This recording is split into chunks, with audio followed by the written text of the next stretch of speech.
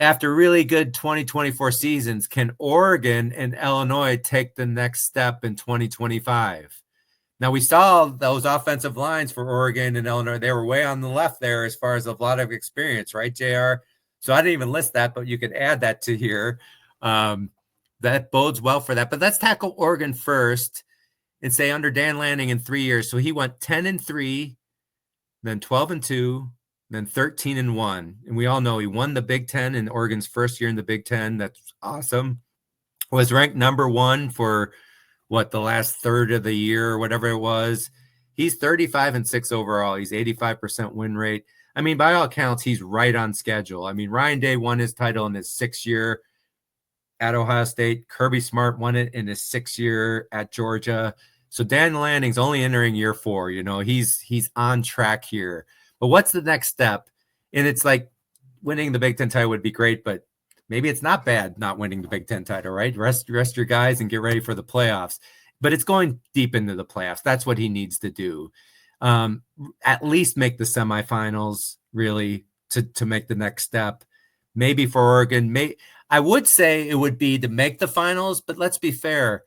He's going to be playing a quarterback who's maybe in his 2nd year starting in Dante Moore, depending on how you look at that UCLA year. JR, I know you said he started a lot, but but he's still pretty young quarterback, right? And so I don't know if I want to say, yeah, truly next step means to be fine in the finals, but he needs to win a couple playoff games is the bottom line. So that's what I'm saying.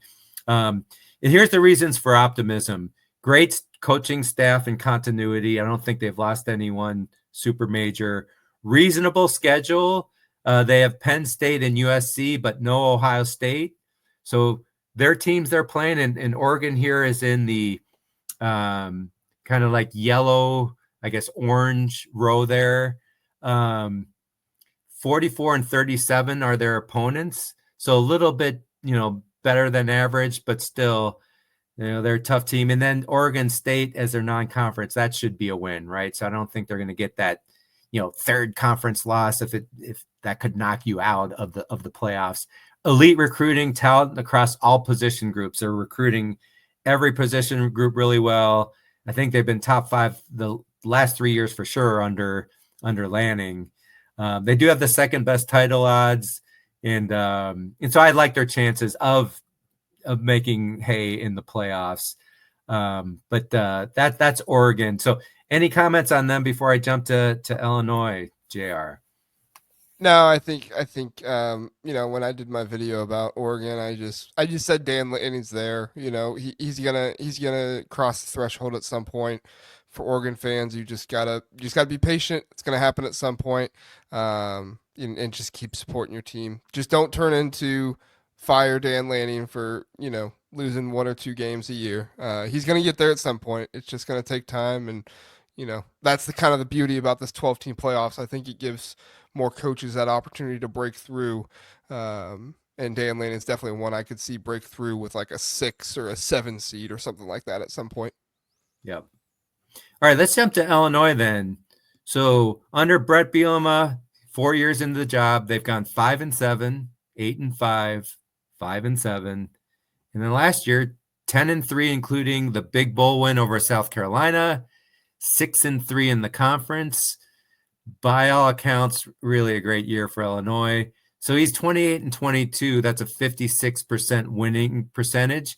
So what would be the next step for Illinois? So for Big Jeff, I'm saying based on going 10-3 and 6-3 and almost making the playoffs, next step is making the playoffs. Okay, making the college football playoffs. So they need to go 10-2. And I'm not saying win a game. That would just be icing on the cake. Just making it there would be huge for recruiting for Illinois. And what are the reasons for optimism? So, I mentioned it earlier, 18 overall returning starters. I mean, that's used. I don't know if that's leading the conference or not. I didn't look up that stat. The return of 2-year starter Luke Altmaier, steady quarterback, completed 61% of his passes, 2,700 yards passing, 22 touchdowns and 6 interceptions. 6 interceptions. That's big. Any Brett Bielema team, he has the Wisconsin background. It's controlling the ball, right? Strong defense, 6 interceptions tells me he's making the right decisions as a quarterback. That is what you want, really reliability, and you can do a lot with that. Remember, Bielema and his staff know what they're doing too, and he knows how to win in the Big Ten. And Arkansas, his record may not have been that great. Just to recall, he won 68-24 at Wisconsin. That's a 70. He won 3 out of 4 games at Wisconsin, right? They do have the second easiest schedule too. 33-48 are the teams from last year he'll be facing this year. So second easiest schedule. That, as we know from Indiana, that's a huge factor in why IU did what they did, right? And then of the big 3, they only play Ohio State, right? That's another factor as well. So I have 6 key games for them beyond Ohio State. There's also at Duke, can be tricky, right? At Indiana, USC at home, at Washington, and you mentioned that streak that they had, JR, and then at Wisconsin, which is always what's interesting is think about this. Brett Bielema at Wisconsin, November 22nd, second to last game of the year.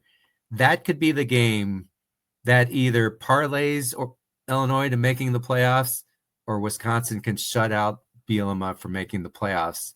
Second, the last week in Madison. Pretty cool if it came down to that. That could be quite the revenge for Wisconsin fans if that happened. There's some strong feelings. Yeah. Yeah. There are for sure. Any comments on the Fighting Illini? No, I think the Illini have a good shot this year. They got to capitalize on it, right? They've put together some good years, two good years these past 3 years, and Brett Bielema's doing a good job with his team, and he's talking on social media, and so he's obviously feeling himself and feeling his team a little bit. So I think they're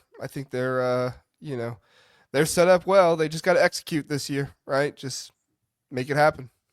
What's funny about it? You just said that. I think Bielema is like the Lane Kiffin of the Big Ten. And think about it, Lane Kiffin's fighting to get to take the next step too, right? Trying to get in, posting on why he thinks his team should be in the. I don't think he takes himself as seriously as Lane Kiffin does, though. Maybe not. Well, yeah. I mean, who is really correct. Who is like Lane Kiffin? All right, number 4. Lincoln Riley and USC. Is it time for Lincoln Riley to follow the CEO model that Ohio State's Ryan Day used this year and give up primary play calling responsibilities? Now, he probably should have done this by now if he were going to do it, but I'm still going to challenge and say maybe he should be doing this. I think it's between Riley and Mike Locksley of who's the second hottest Big Ten hot seat, in my opinion. He was considered the home run hire that we talked about last week, and there's no such thing as that.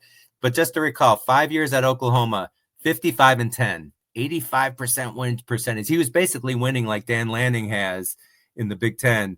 3 playoff appearances. I know they got no wins, but still, when you make the playoffs. And in his 3 years at USC, he's 26-14, 65%.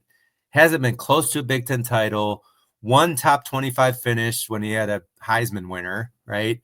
And he's really focused this offseason. I think this is a good thing on upgrading their personnel department, right? For recruiting.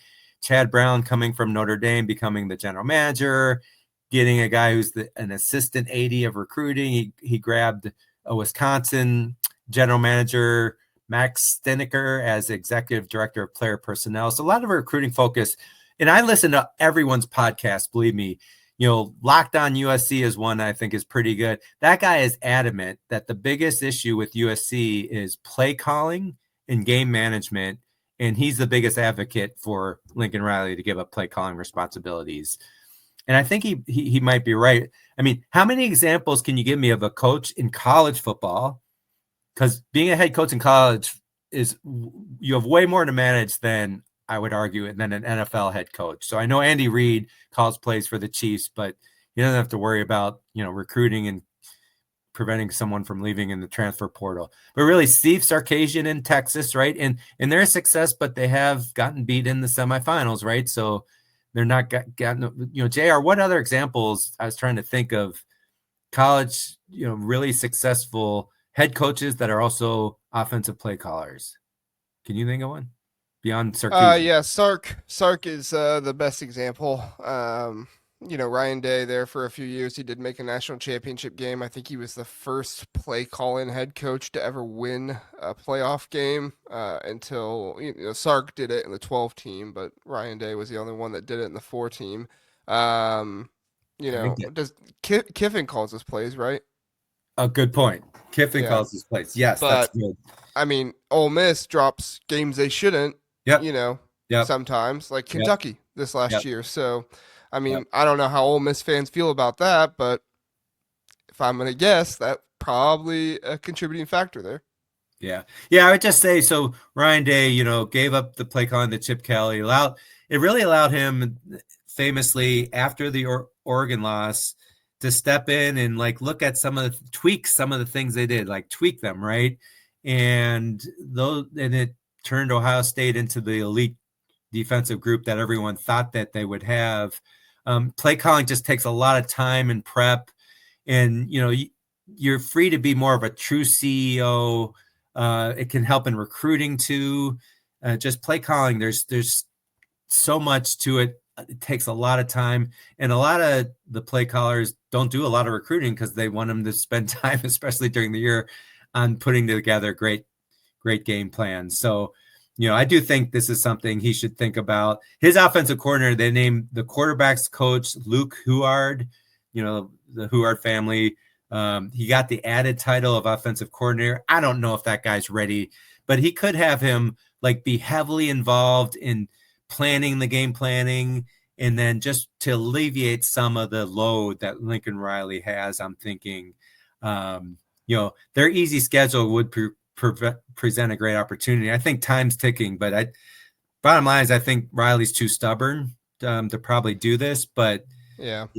Other than Kiffin Everything and him, everything I've read has been that Riley's going to call plays yeah, again. And he's not really close to giving it up, it sounds like. So, you know, I I I agree with you, Jeff. I think it needs to happen. But I don't know if Lincoln Riley's gonna let it happen. Like he's gonna have to really find somebody he trusts, kind of like Ryan Day finding Chip Kelly yeah, and eventually being like, yeah, I guess I can do this. But Ryan Day also went up against Eli Drinkowitz in that bowl game, who he had to listen to the entire time in media days talk about how good of a decision it was to give up play calling.